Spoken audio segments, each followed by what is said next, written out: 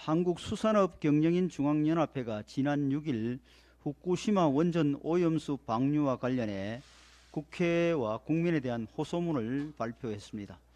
오염수에 대한 과장된 오해와 걱정이 지나쳐 공포가 되지 않도록 해달라며 일부 선동가들의 잘못된 정보와 가짜뉴스는 철저히 가리고 어느 때보다 차분하고 냉정히 대응해 우리 수산업계의 선의의 피해를 막아달라고 호소했습니다. 또한 우리 수산물에 대한 불신이 생기는 일이 없도록 해야 한다며 과도한 공포가 우려되고 공포가 우리 수산인들에게 절망이 되지 않도록 지혜롭고 현명한 국민들의 도움을 요청드린다고도 했습니다.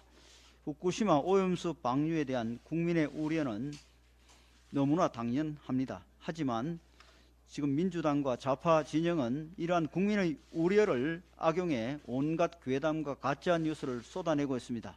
이는 반일 감정을 조장하고 정부를 뒤흔들려는 목적 외에 아무것도 아닙니다.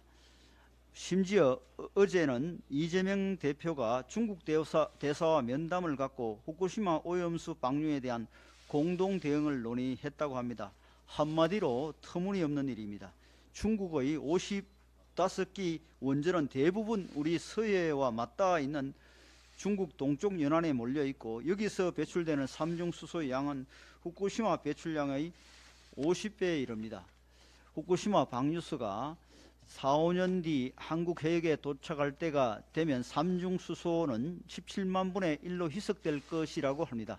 그렇다면 민주당은 일본보다 중국에 먼저 대책을 요구해야 할 것입니다.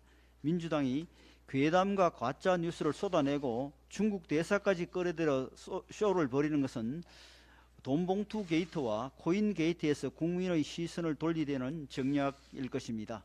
민주당의 무책임한 선동정치와 공포 마케팅에 수산업계가 이미 피해를 입고 있습니다. 천일염의 경우 2달 새 가격이 40% 폭등하고 일부 사재기 현상도 벌어지고 있습니다. 괴담과 가짜뉴스의 피해는 결국 온 국민에게로 확산될 것입니다.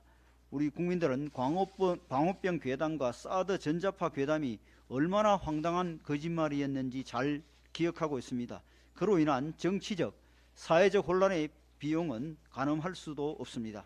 국민의 생명과 건강이 걸린 중대한 문제를 민주당이 계속 당리당략에 이용하려 한다면 우리 국민이 용서하지 않을 것입니다. 또한 정부는 후쿠시마 인근 수산물을 수입하지 않는다는 방침을 굳건히 지킬 것이고 수산물 방사능 검역은 더욱 철저히 할 것입니다. 또한 IAEA 최종 결과 보고서에서 방류에 문제가 있다고 밝혀지면 당연히 방류를 반대할 것이며 우리 연구진의 조사 결과에서도 문제점이 발견되면 일본 측에 추가 안전 조치를 요구할 것입니다. 이후에도 방류수의 오염 농도가 일본이 공언한 것과 다르다는 것이 확인될 경우 방류의 즉각 중지를 요구할 것입니다.